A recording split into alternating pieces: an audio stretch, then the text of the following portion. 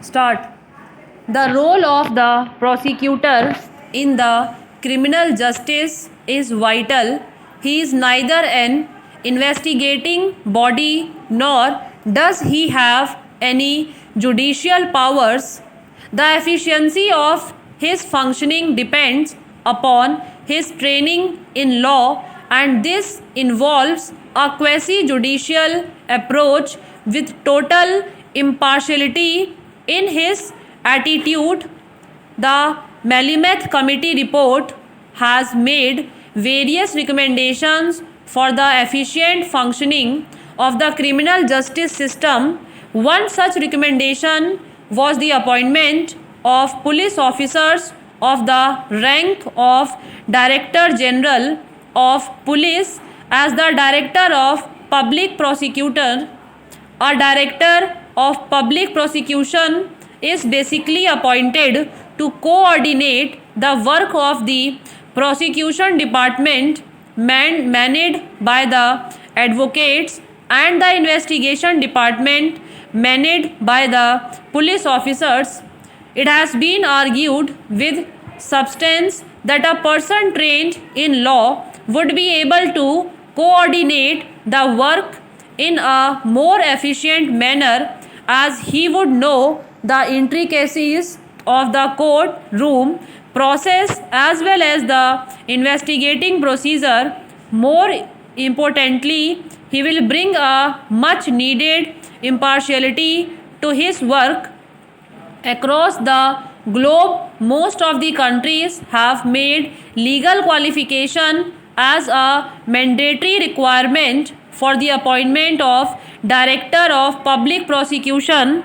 Section 25(2) of the CRPC says a police officer shall be eligible to become the additional public prosecutor provided the police officer had not taken part in the investigation in which the accused is being prosecuted and is not below the rank of an inspector.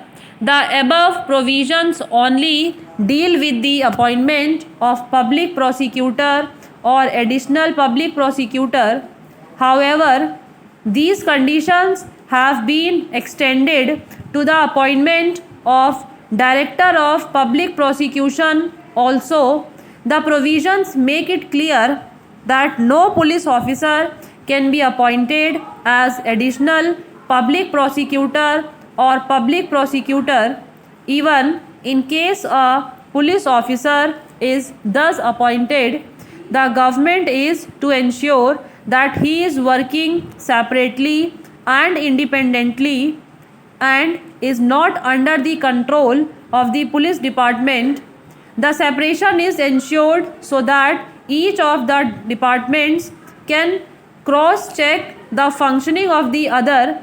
Further, Malameth Committee report noted that the recommendations of the Indian Law Commission in its various reports and the judgment delivered by the Supreme Court of India in S.B. Sahane versus State of Maharashtra, which described the tendency of appointing police officers as Director of Public Prosecutions, had only deteriorated the existing system and had not benefited anyone.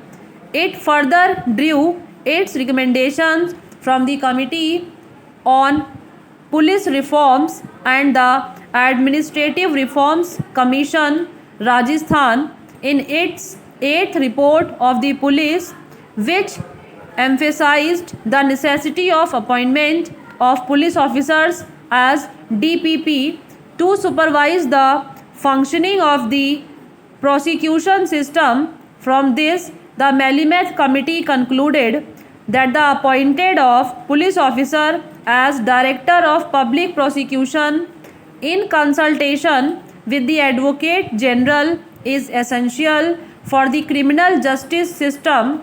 The committee also recommended that the functioning of the Director of Public Prosecution should be controlled by the Advocate General. At this juncture, it is essential for us to examine the recommendations of Indian Law Commission and the decisions of the Supreme Court of India in regard to the appointment of police officer as Director of Public Prosecution. The courts in India had made it clear that the prosecution department has to be mandatorily manned by a advocate who had a minimum period of 10 years of practice. In Krishan Chand versus State of Haryana, the state government of Haryana appointed a police officer as Director of Public Prosecution.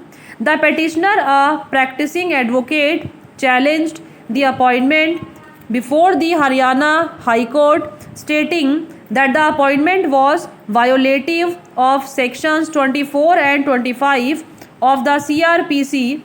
The court held that the basic purpose of emphasizing on the eligibility requirements was to ensure that only qualified and experienced people are considered for the post.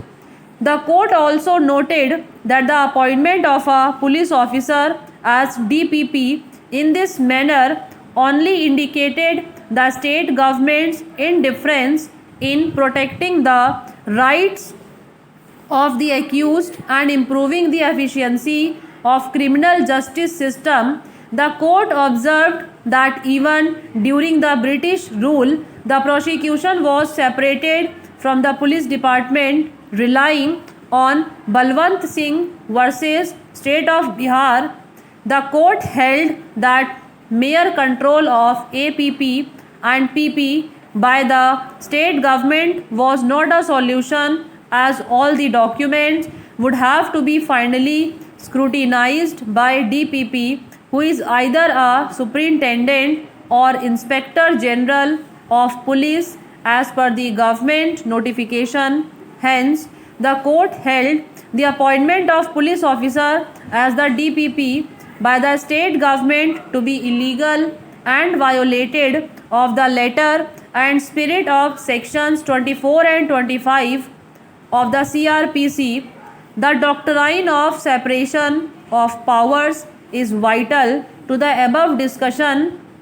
This doctrine emphasizes that if any of the three organs of the state, namely the executive, legislature and judiciary, usurps the powers of the other organ, it would lead to an arbitrary rule in the state. Therefore, in order to prevent such a situation, the doctrine suggests that each of the three organs should work within its own sphere without interfering with the functions of other organs.